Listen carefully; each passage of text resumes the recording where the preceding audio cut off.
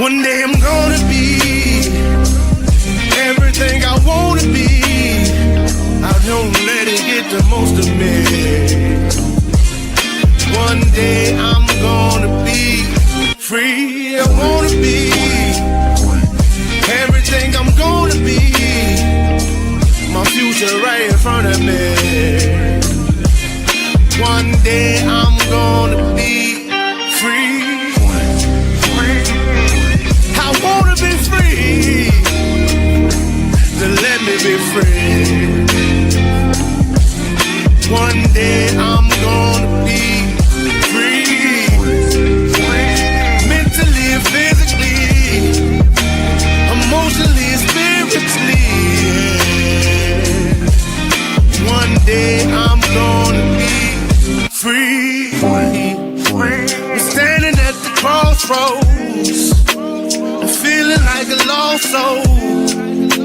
Don't know where I wanna go, but all I know is I wanna be free. They're telling me to let it be, but that just ain't in me, no. Jealousy and envy, but all I see is I wanna be free. See everything I wanna be, exactly what I'm gonna be. Don't let it get the most of me. Eventually, I'm gonna be free. See everything I wanna be, exactly what I'm gonna be. Yeah. One day I'm gonna be free. I'm gonna be free. Let me be free. One day I'm gonna be free. Mentally and physically, emotionally and spiritually. Yeah. One day I'm gonna be free. I told them take their aim off me. Stop trying to get a name off me. If they would just let me be, I'm gonna be free. I told them take some chains off me and throw away the locks and keys. If they would just let me be, eventually I'm gonna be free. Free.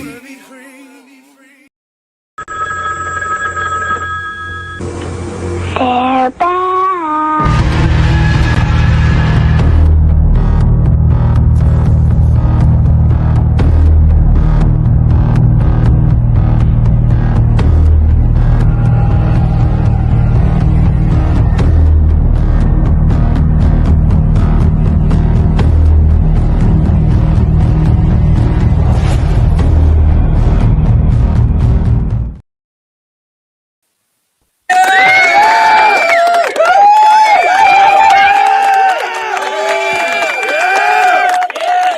What up, though? 7 days, we're back again for another episode of Dominant Effect. I'm March Bishop. We got Mike Ball. What's up, everybody? Glad everybody decided to take a couple minutes and sit down and have another conversation like we do every week. We're going to kind of tap into another part of this story that we've been jumping on for the past couple weeks. Simply because there's so much going on.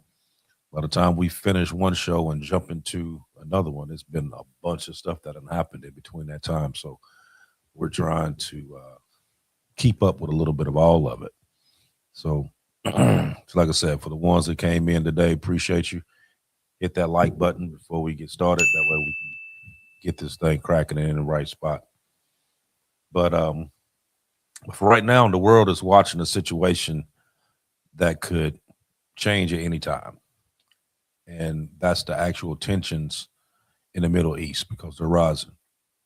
Alliances are being tested, and behind the scenes, global powers are making moves that most people aren't even aware of, actually. The question is no longer if things are escalating. The question is how far is this going to go? And tonight, we're going to break down pieces of this conflict the role of the global powers, what their associations is with a lot of this, and the real question that everybody wants to know: if things go further, are we looking at another just quote quote regional conflict, or is this the earliest stages of an actual world war? And more importantly, should the allies stand with the U.S., or should they stay out completely? So that's where we're going to jump on tonight.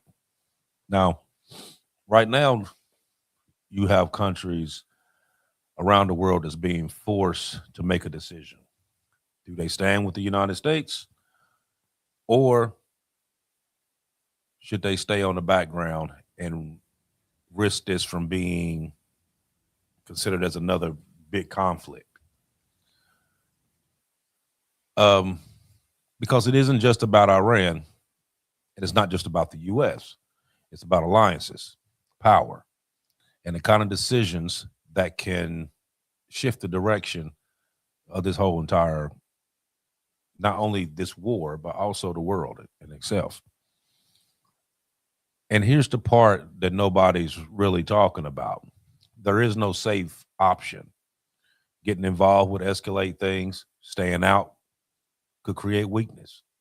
So the real question becomes, what's more dangerous right now, action or hesitation? So we're going to break this down. Now, when I'm sure a lot of us done seen the reports that done came out where we're talking about these countries that the U.S. has reached out to, a lot of NATO countries. Matter of fact, we're going to show this picture right quick, just kind of give you an idea. Now, these are the countries that the U.S. has asked to step in to for assistance, for them to be able to keep the Strait of Hormuz open. And as you see, they either rejected it, no comment, didn't answer the phone, or didn't even respond at all. Okay, now you can hit this at a couple of different angles. Some could say they don't really care for Trump. You got that. Some could say that they don't agree with what's going on in Iran. You could say that as well. Now, but the last that I heard, that wasn't that the reason why NATO was even formed in the first place? That if you mess with one, then you mess with the other one. All of them, one for all for one. Everybody's in the same boat. So, being the fact that in NATO, the U.S. is the superpower in NATO, the only one that even comes close to them in NATO is Turkey, and you see Turkey ain't even involved in that. Oh, hell no. So the question is like, so what's going on? Why are they not answering? Why do they not want to be involved? Like I said, some of these countries is like, well, this isn't our fight. We shouldn't be involved in it. Well, you know what? It's a whole lot of things that's not our fight, and we're getting involved in it. Just like this isn't our fight, but That's we're correct. involved in it. Ukraine is not our fight, but we got involved in it. That's right. Us protecting Taiwan is not our fight, but we're getting involved in it. And we can keep going, you know, through history. We have always got involved with stuff that had nothing to do with us whatsoever, but we did for the simple fact of the agreements that had been made.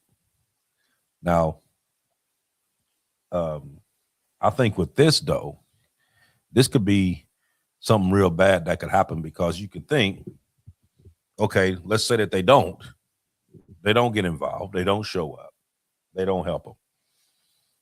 So at that point, anything that the U.S. decide to do on the back end would be justified. So what I mean by that is, you know how we talked about before in numerous other shows that the U.S. actually gives out money to about 175 countries Yeah, we every year. basically fund the Right, world totally. right. So you basically fund everyone. So that stops. It The military. should. I mean, No, no, no, no. I'm especially. saying no, no, no. I'm not saying that it is. I'm saying what if it does? Like that Oh, stops. got you. Um, any and all military aid stops. Any and all foreign aid stops. Um, what happens? You know what I mean? Is like this is like a calamity type issue. Like you could just keep adding on, adding on, adding on until this is like one big whole cluster because didn't nobody want to be involved, or they actually show up. And I don't even know even how that would even go, even if they did show up now, being the The, fact that you didn't even reply. the problem I see on this is we're funding, a major part of the world, and let's just say that we didn't fund it, we would have gotten the exact same response essentially as what we did on this when we came to these countries individually. I think the difference is I'm not sure of this or not. I'm not really too keen on this, but I don't think Trump actually went to NATO themselves and was like, "Hey, we need resources from NATO." I think he went to individual company or countries and called them and asked for their help. Now, obviously, whether they like him or not, we have past handshakes that have been made, past deals before Trump is involved, or some that have been made while Trump has been involved. Whatever the case is, whether you like him or not, is kind of irrelevant as an American citizen standpoint. We pay you guys to get involved if there's a problem, and we've got a problem, and none of these countries want to step up. So it's just interesting for sure. So we're gonna do let's hold the argument for both sides. Okay. Sure. So we're gonna go through, I'm gonna go through first with why they should, and then we'll go with why they shouldn't.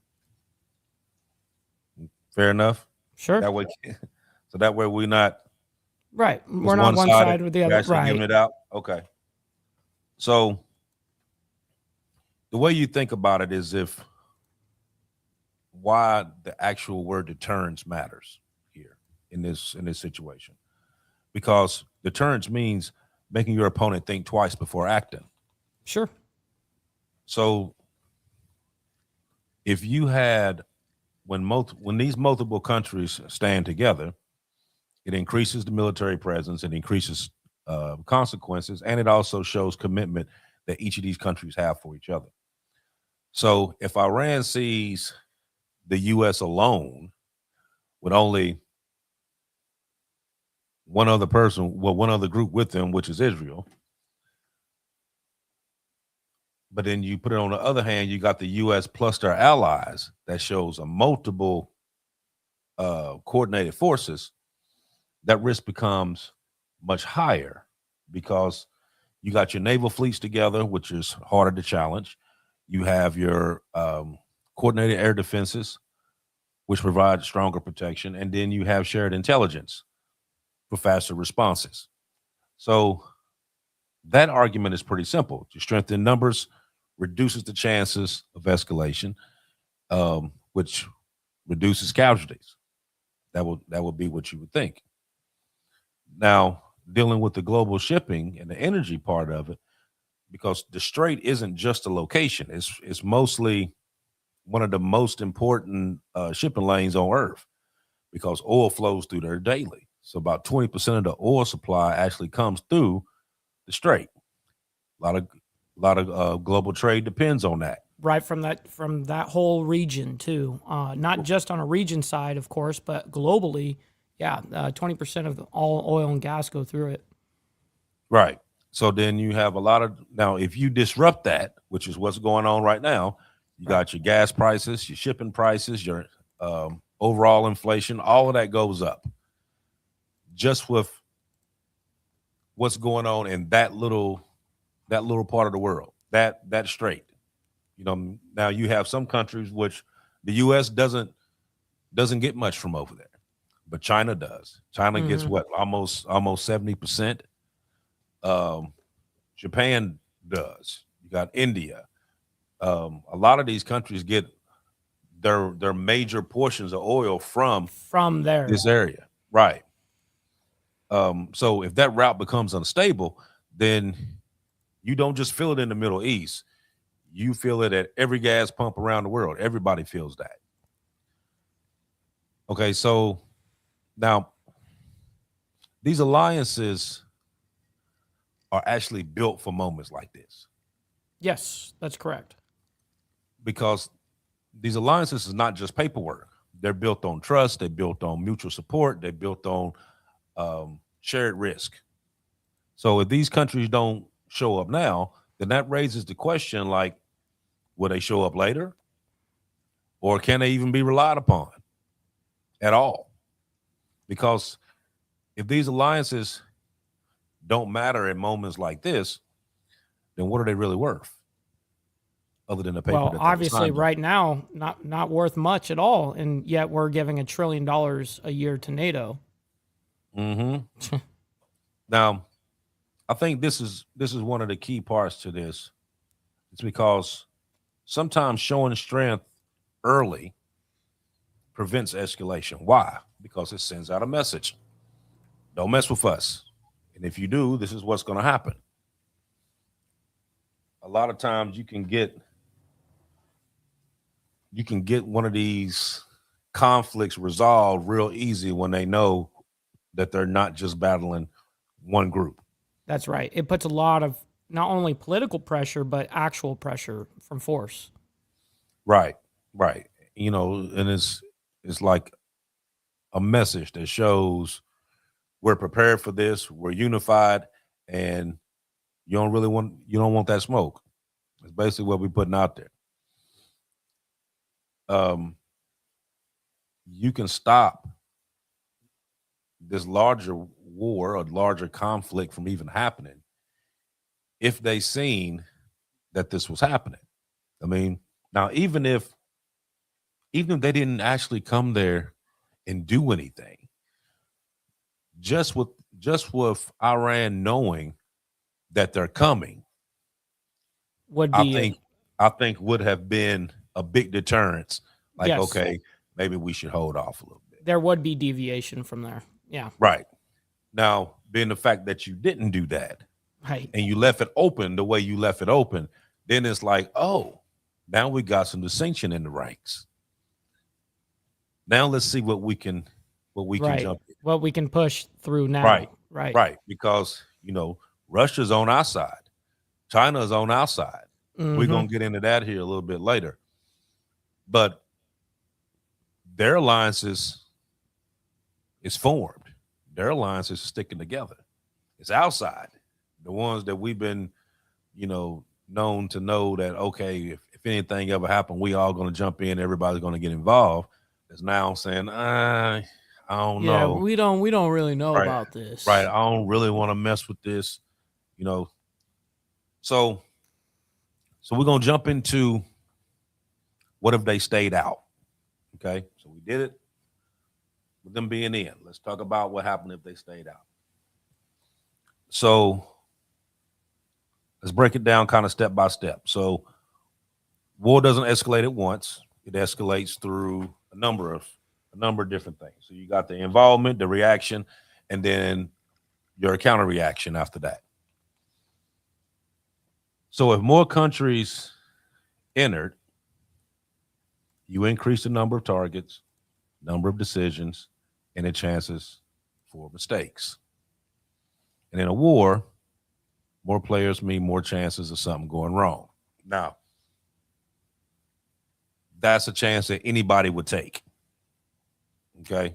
Whenever you get into a situation like that, you know that it's going to be communication gaps. It's going to be complex. Right. Language barriers, stuff like that. That's a lot of moving gears. Right. Right. That's what happens when they talk about sometimes things have been hit and they call it friendly fire and stuff like that. Because but a lot of that is minuscule in the grand scheme of things. Right. I get what you're saying. Right. But it's just communication problem. You know what I mean? But I think one of the other things is that every country has different interests when it comes to this, because not every country see this conflict the same way. Now, the reason why I say that is because unlike the US, some countries depend on the Middle East for oil. So they prioritize economic stability while they're trying to avoid military conflict. Mm-hmm. Others have no direct stake in it at all. So they ask, why should we risk our country for this? Why are we even getting involved in this? Why would we even want to be involved in this? Because some countries getting involved in this isn't loyalty, it's more like a liability. And some of them really don't want to get into it.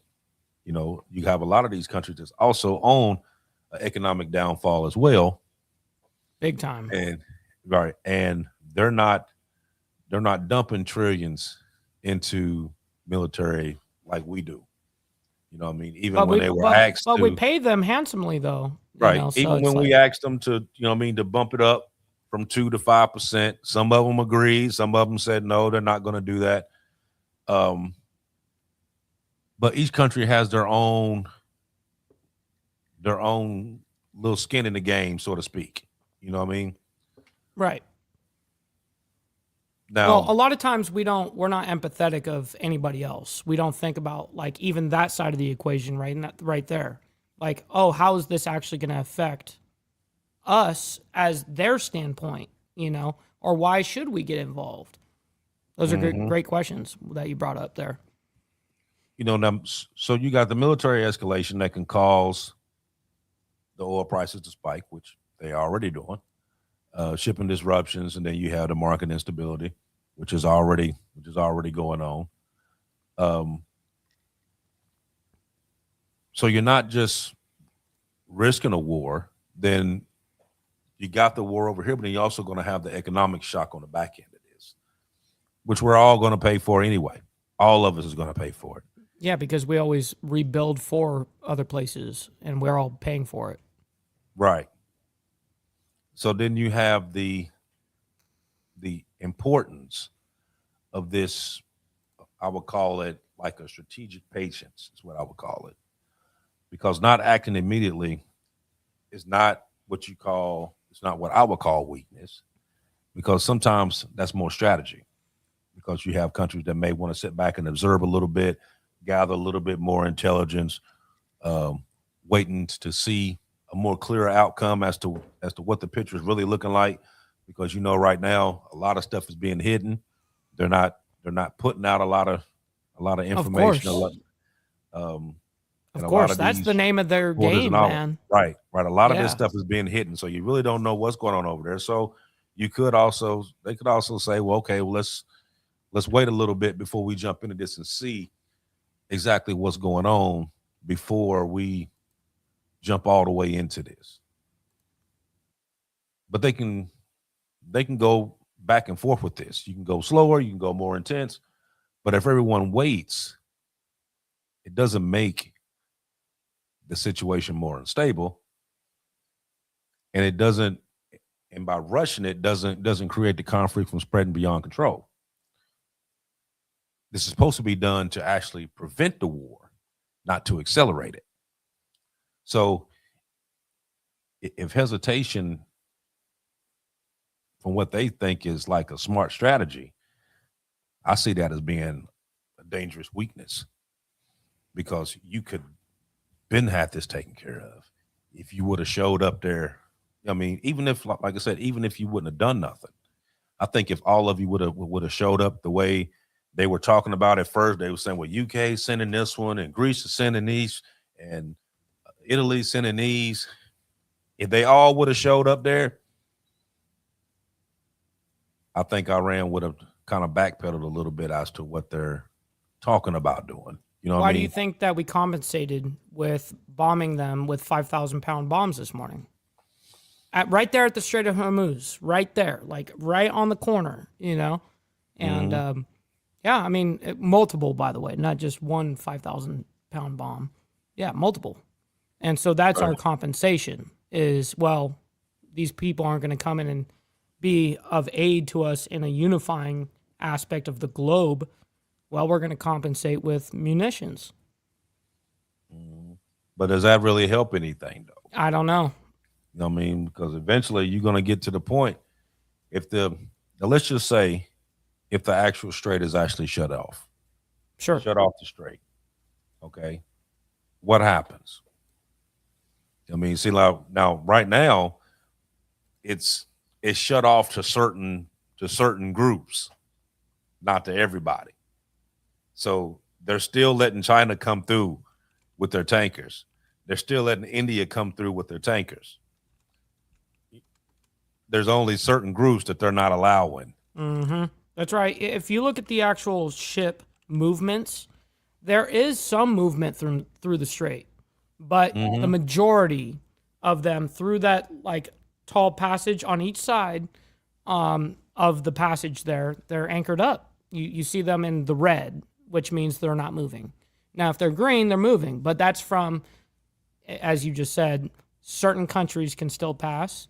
You know, there's the exceptions, and they, around make sure of that.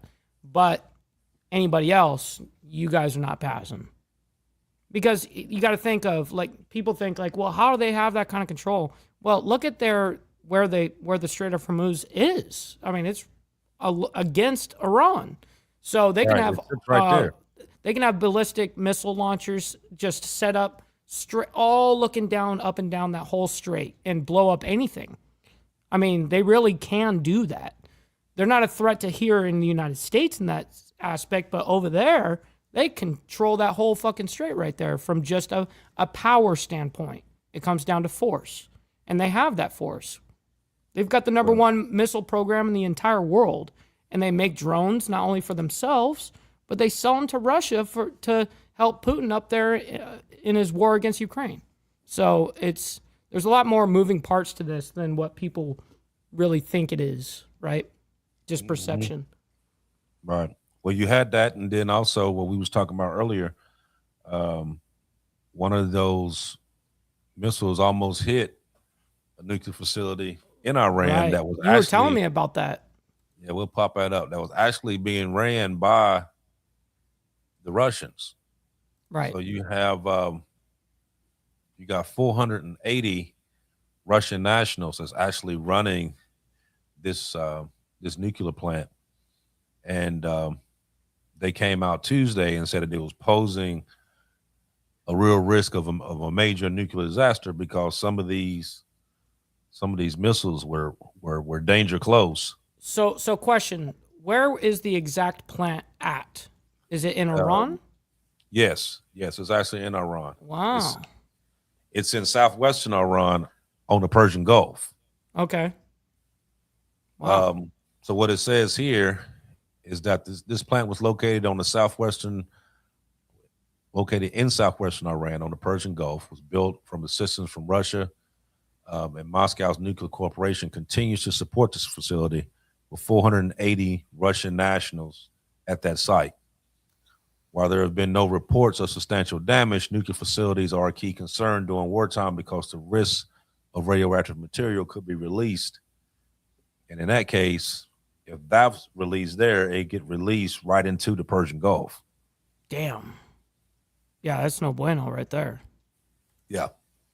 Damn. So they're like, hey, man, keep your shit firing that way. You know what I mean? Don't be blowing our shit up over here. Right. Damn, that's crazy. Now, one of the other things that they were talking about dealing with these other countries not jumping in is because some of these allies feel that some of the past wars that they were involved in, that they were rushed or they miscalculated what was going on. And they don't want to be pulled into another escalation where it reached out to where they doing 2, 3, 4, 5 years, still fighting, which is basically what they're doing in Ukraine anyway. They just feeding money and weapons as opposed to actually sending troops. But you're doing the same thing. Mm-hmm. But then you kind of had that back and forth thing the other day where you had Um, I think it was Ukraine that said that they wanted to help with the drones. They've been dealing with a lot of Really? drones, right? Because Russia was getting their drones from Iran, and Ukraine wanted to jump in and That's super help with the interesting. drones. I'd be like, focus on your own fucking war, asshole. Well, You know what I mean?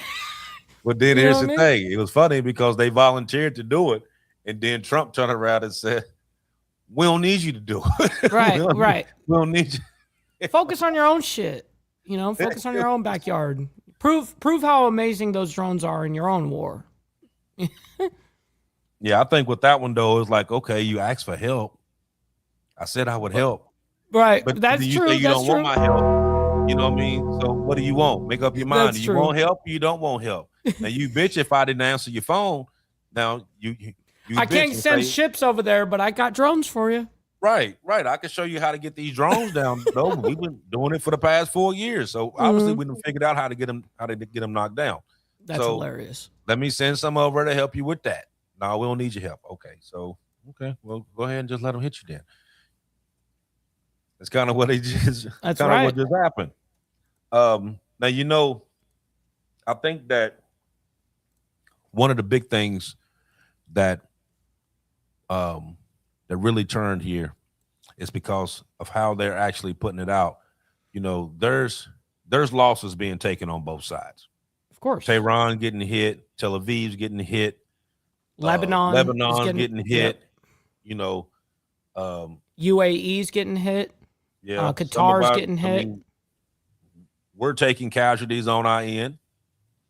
Of course. There's things that's happening there, but it's getting to the point now that Iran doesn't have any plans on actually just being like, okay, we're done now, because they're actually putting out what they want. No, they will go all the way until the death of them. Essentially, they have nothing to lose at this point. They're willing to go all the way. You so set it off. You set it off. Now we're ready, all out. Now that's the ideology until it's completed. Essentially, Yeah. So they've actually put out a list of demands. Yeah, that's that crazy. They wanted. This I'm list gonna read is you not the first three, and then Yeah. I'm gonna play the video for y'all to hear the rest of it, and then we'll This talk list about is crazy, by the way, super crazy. But So the first one is they want a withdrawal of all American forces out of Iraq, Kuwait, the UAE, Qatar, Bahrain, Syria, and Saudi Arabia. so within all the 30 U.S. days. bases that are there. Yeah, they Right. want everybody gone within 30 days. Second thing is that they want the U.S. to lift every sanction that they've imposed on Iran since 1979, which goes for banking, oil limitations, and tech. They give them 60 days to do that. And the third is they wanted the U.S. to pay reparations to Iran Mhm. for lost revenue that they have taken within the past 46 years. I wonder how much money that out of the 46 years that they claim. I mean, after all the sanctions, all the different things added up in the years. I mean, we're talking probably They trillions. estimated it. They estimated it at 800 billion. But Right. they said they'll take 500 billion and stretch it out for 10 years. Wow. So they give them that on a payment plan, which that one right there, they would probably do. I mean, think about it. We pay the Taliban. Hey, listen, any place that we blow up, we usually come back and go, okay, we'll rebuild your shit. That's usually what happens. Mm-hmm. Yeah, 100%. Let me play this video because it's going to talk about this, but it's also going to tell what happens if they don't do it. Real quick, Papa Penguin says something very interesting here, and I just wanted to point this out because he does come with a wealth of knowledge. We're attempting regime change from the air. I don't think that has ever happened in human history. Yeah, man, it's it's definitely interesting to watch for damn sure. But it's proven so far to be somewhat effective. I mean, look at the leadership that's happened. They have dropped, and the last few alive at this point. I actually put that list up on my posts on YouTube of a list of dead and alive. It's kind of crazy. Real quick, allegedly coming up with the 17 months re-upping her membership. Thank you so much for that, by the way. That's awesome. Thank you very much. Yeah, I think it's going to be hard to do a quote-unquote regime change from the air. You're going to have to put some boots there. Right. You're going to have to put some boots there in order to do that. So they going to, I mean, but that may mean you may have to wipe out everybody in order to get boots there, though. That's what they're basically doing. You're going to have to wipe out everybody. Like I said, there's 90 million of them, so it's going to take you a while. It's going to take you a long time for that. I really don't see that happening unless you go straight up nuke on something, but which I doubt that too.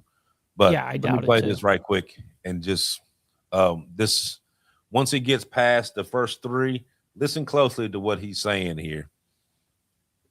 We have an official response from the new supreme leader of Iran with three specific We have an official response from the new supreme leader of Iran with three specific demands at 30-day increments. Demand number one is a complete and total withdrawal of American forces from Iraq, Kuwait, Syria, Bahrain, Qatar, UAE, and Saudi Arabia within 30 days. How likely is that?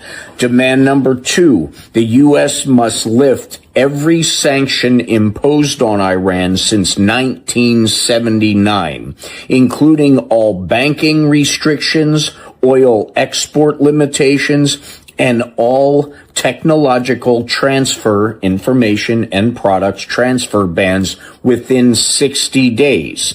The third demand is to pay reparations to Iran for economic warfare that cost Iran an estimated, in their estimation, $800 billion in lost revenue in the last 40 years.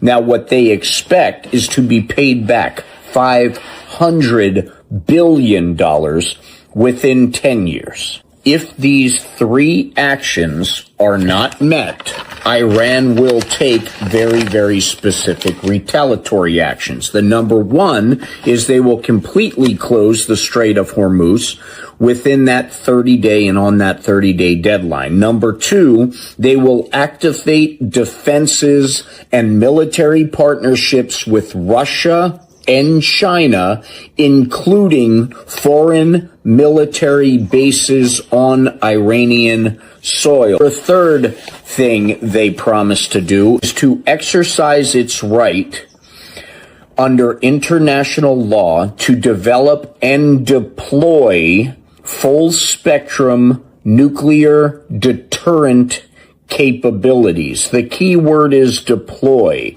When they use the word like deploy in an official statement, it leads one to believe they already have some form of nuclear capability. Now, this is not from the production of their own nuclear capabilities, because as we know, Donald Trump completely erased and demolished them. No, this is from what has come from either Russia or China, who has said 100% they are backing them. As put in official statements less than 90 minutes after these demands from the new supreme leader, China media and Russia media both released statements saying they recognized Iran's sovereignty as a country and they are giving full military, unlimited support to Iran to defend itself if necessary. Now, that's pretty damn scary. There was a leak from the Pentagon, and this is very important.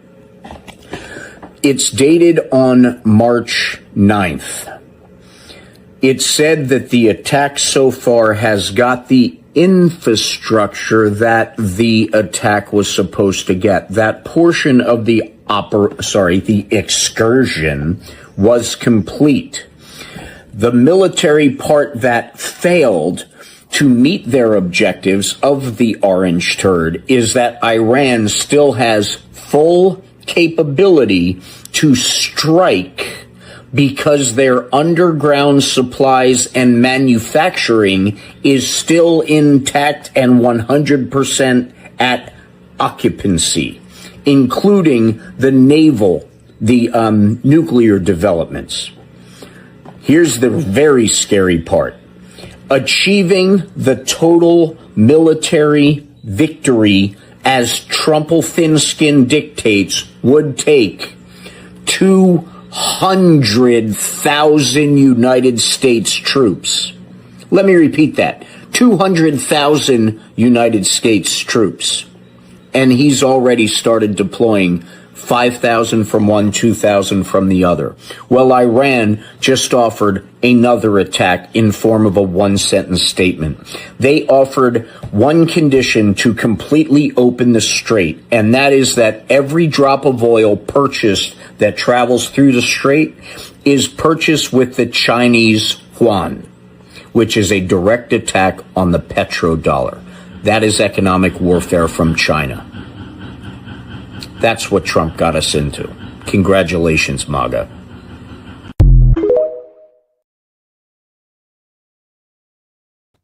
So real quick on that, we were in an economic warfare. I mean, we've been in economic warfare for a long time.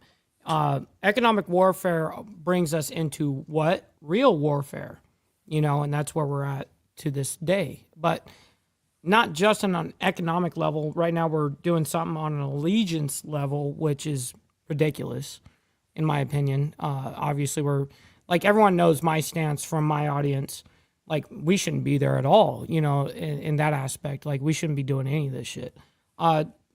Midnight or whatever that operation was called when we dropped 14 of the 30,000-pound bombs or whatever. I kind of was okay with that to an extent because it was in and out, but where we are spending tons of resources, and look at the amount of military presence that we've got over there right now. Imagine if some shit happened and sparked off on the other side of the world right now. Well, most of our shit, not most of it, but I would say a large majority, is like fucking over there, So a lot of our troops are there. A lot of our actual equipment is there. So yeah, it's definitely interesting to say the least. Yeah, I think the only ones that's really getting a deal out of this is Russia. Which yes, they're making money hand over fist right now. I mean, this is their stability. They're like, fuck, this is awesome. We get them focused over there. Now everyone is focused on this war and not the war against Ukraine. So it takes pressure off of them from there. And then it takes pressure off because he's getting money. Anytime that oil goes up, that is funding his whole team. His whole war is being funded by this oil that he is selling. Right. Yeah, I'm not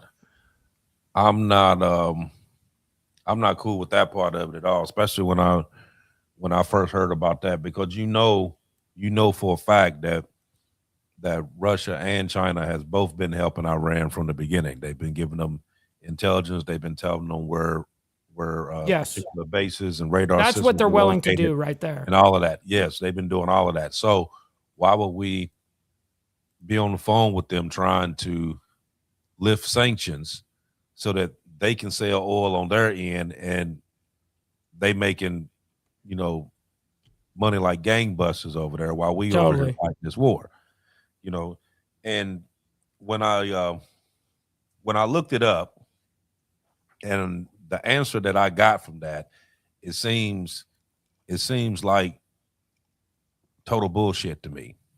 And it says that the U.S. allowed temporary exemptions on Russia oil import to stabilize the global energy prices, because the conflict in Iran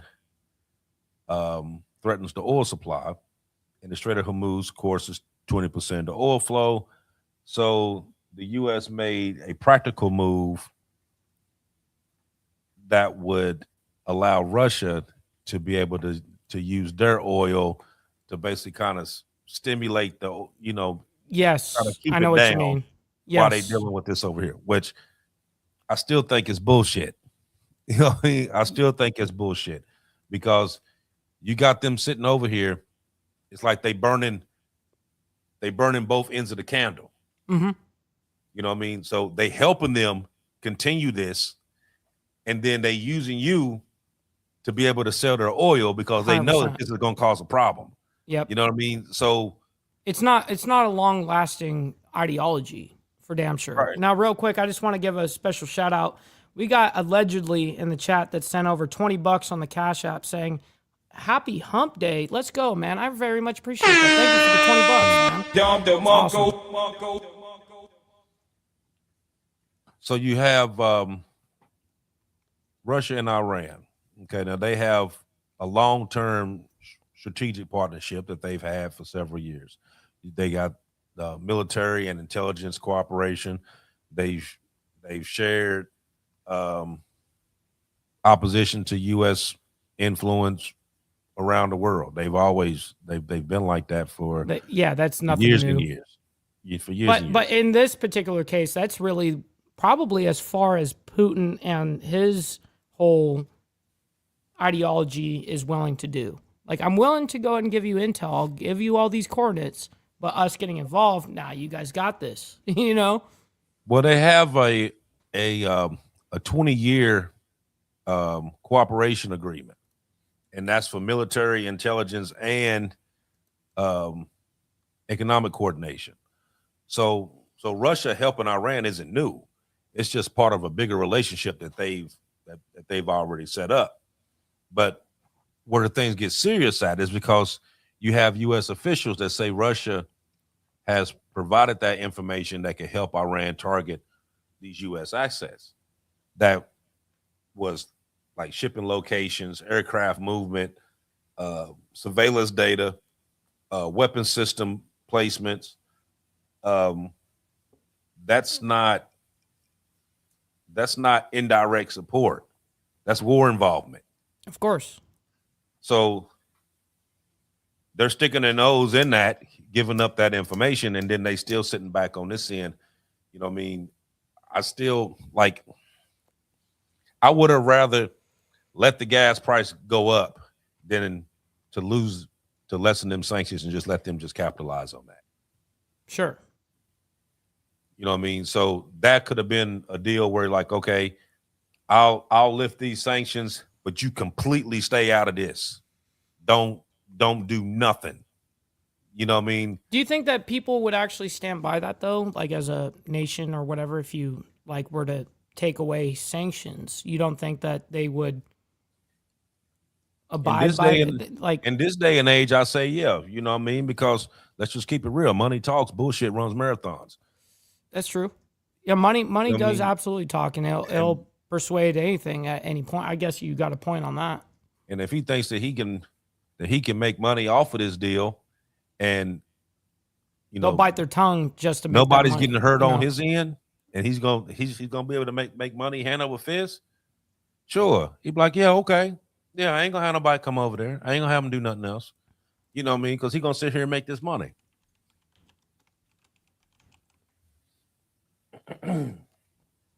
But the real game to this is that Russia didn't just jump fully into it, but they're not staying neutral either.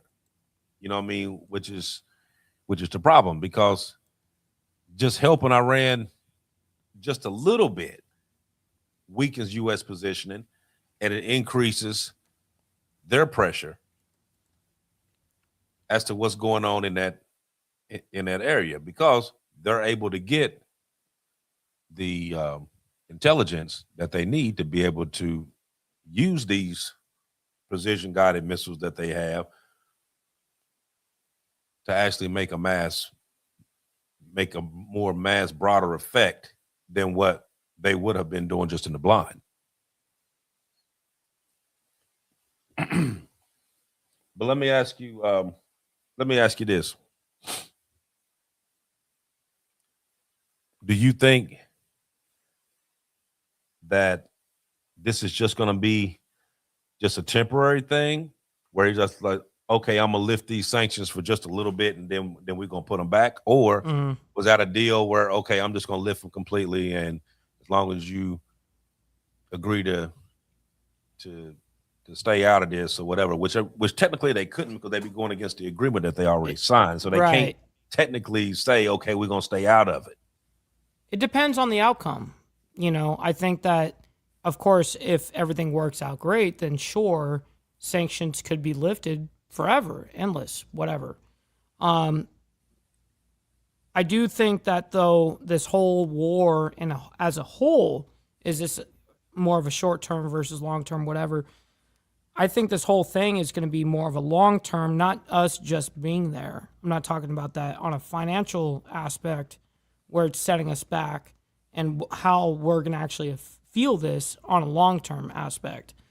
I would love to say, I was saying this about, I don't know, 8 days ago, 10 days ago. I'm like, let's just go ahead and pull out now. We fucked them up. You know what I mean? Let's get the fuck out and just pull it there, and that's it. And I already thought we shouldn't be there in the first place, but if we're there and we did what we did, all right, we basically sunk their entire Navy. We took out a whole bunch of military assets. We took out a whole bunch of shit. Let's get the fuck out, But you know how this goes, right? This is beyond what just Mike Ball thinks. Well, they're not going to do that, because they feel like if they got them in one position, then let's see if we can't get it in just a little bit more. You know what I mean? Mm-hmm. But like I said, based on a lot of the stuff that's going on over there, because it's basically a media blackout over there. Of course, they don't have internet right now. Right, they're not showing a lot of stuff that's going on over there. You know what I mean? And we know for a fact that is not a one-sided deal. We know that it's chaos over there.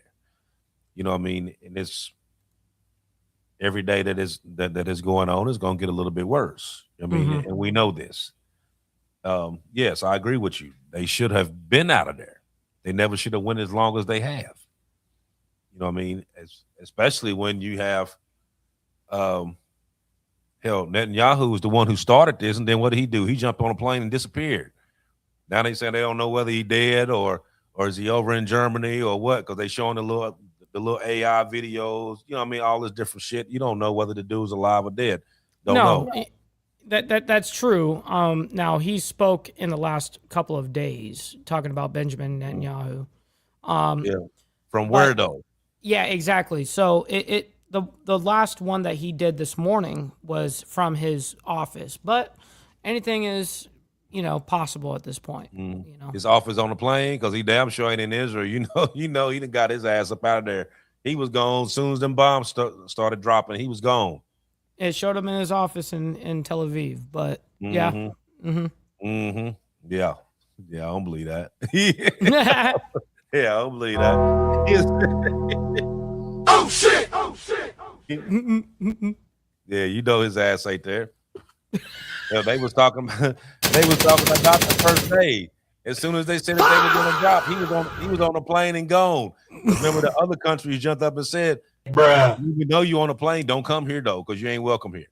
And then he went to Germany, because Germany was the only country over there that said, "Okay, come on over here." Yeah, we'll accept you and not arrest you. We'll accept you and not arrest you. Right. Everybody else told him, keep it pushing. You ain't welcome over here. Keep it going. So that's too you know funny. damn well he ain't over there, and he ain't in Israel doing nothing. You know he ain't. But another thing with those sanctions, even with those sanctions, then you got to think, Iran had sanctions since '79. Russia done had sanctions for years and years, like every other year they would get sanctions. Yes. You know what I mean? But what have they actually been able to do? So they started alternative banking systems. They started different trade routes. They did military exchanges. Now, the sanctions that they were doing may have slowed them down a little bit, but it didn't completely stop what they were doing. I mean, when they did this with Ukraine, remember they dropped all those sanctions on them and said, "Oh yeah, Russia's going to be bankrupt in a matter of weeks. Bullshit. They ain't happened. They just turned around and just went another route with it, and it made more money than they did from the start. So, like, even with the sanctions Stop the cap. you even trying to put on them, that's only temporary. You know what I mean? That's a temporary little drop in the bucket that you're that's gonna right. do. Like, listen, when you cut off this supply to me, what do you think? I'm just gonna sit there and wallow? You think that I'm just gonna sit there and in dead water? Like, no, of course not. Like, I'm gonna pivot and start making money over here. They recover. I mean, it's a short-term hurt, but then they figure out, okay, we're gonna do this now. Mm-hmm. So making a country go bankrupt is laughable. Yeah, they're not gonna. Yeah, that's not gonna happen. Such as Russia's economy. I mean, not just their economy, but Putin's money in particular. Right. You know, even with this, and you sit back and you think about it, like, okay, these other countries, they've refused to show up when asked, which should also give you a little a precursor as to what if something really bad was to happen, would these people actually show up, which kind of gives you your answer on this one, whether you agree or disagree. You know, I don't know about you, Mike, but I know, like, with my close friends, if we're out and let's say something happens, and somebody gets into some shit, whatever, of course, we're gonna fix whatever it is that happened out there. We're gonna deal with that. But and then when we get behind closed doors, I'm gonna deal with you. We're gonna deal with you. Yep, that's right. I'm gonna cover for you here. I'm gonna make sure that you're not gonna die here. I'm gonna make sure that I got you, and we're showing force here in that moment, right? But then as soon as we get back, I might scold the fuck out of you. Exactly. Absolutely. So, don't you ever put me in that kind of this whole organization in this kind of position. Right. You know. So why is that? So why is that not being done here? You got global powers. Sure. It could be like, okay, we're gonna do this, but after this is over, me and you. Yeah, we're gonna have a discussion. Yeah, me and you gonna have this conversation. You know what I mean? They just like, oh no, we just ain't going. You know what's weird about it is guys that have principles, ethics, and codes that obviously me and you kind of run off of just on our background of who we are. Unfortunately, nobody lives by that anymore. And people that do live by that never get into power like that. It's just very odd, you know? Or they become corrupt either way. Like maybe they were leading up to that position and then power ultimately corrupts, you know? So it's very scary to watch though. Yes. I mean, like, could the U.S. actually handle this by themselves? Sure they could. Military? Of course. Military-wise? Yeah, we got the force to dominate them 100 times over. Yes, they could do it, but what's at risk there? You know what I mean? You got higher costs, you got the risk, you got long-term consequences, you got all of that. If you take all this upon yourself to do, then you take all the heat. You know now what I mean? You've got it affecting citizens here in the United States, and that's Trump's ultimate disadvantage is that oil is going up. And guess what? Everyone's fucking talking about it because it affects you directly, you know? And so that's his worst nightmare. And that's why when he comes out, he's like, listen, as soon as this shit is over, it's going right back down, if not below that shit. Bro, I got something to say. Stop the cap. Exactly. So we sitting on right at one time. Yep. So we're gonna shut it down for the evening. But I think we need to kind of pay attention to what's going on there and pay attention to the oil prices, pay attention to what they're talking about, naval movements, and whether these countries officially join in or do they continue to stay out, because that's where that's what's going to show you what's really going on. If they continue to stay out, in one sense, you would think that kind of pressures the U.S. to be like, okay, let's go ahead and bail since they ain't going to help us. We might as well just go ahead and just drop out of this. Or if they jump into it, that tells you that this is going to go a little bit longer than what they're already saying. So just keep your eyes peeled when you're dealing with this. Like I said, we only do a show once a week. So it's going to be a whole bunch of other stuff that's going to pop in between now and next week. A lot of adage and changes. Yep. Right. And being that there is so much, then we're going to continue to talk about it because this affects everyone. You know what I mean? Whether it's affecting you in your pocket with oil, gas, food, you got loved ones that's stationed overseas, loved ones that's in the military. You know what I mean? We have one of the guys that was in the refueling plane that went down in Iraq. My cousin had posted something. Come to find out, they were actually friends. I didn't know the gentleman, but but he was friends with some of my family members out of Dayton, Ohio. With one of the people that went down.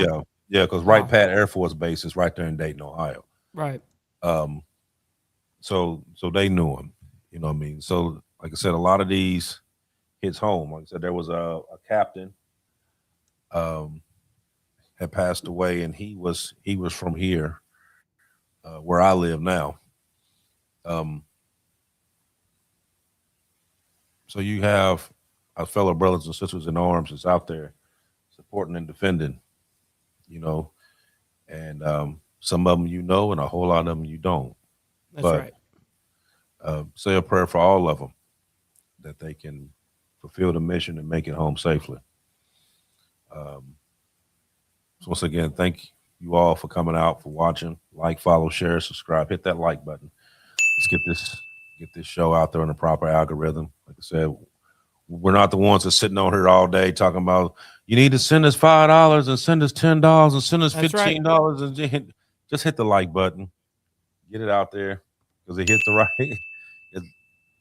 Because the stuff that we're talking about ain't about money. It's about awareness. It's about education and just being keen to the situation. Right. Exactly. So like I said, I'll see you all in 7 days. Much love and respect to you all. Go ahead, Mike.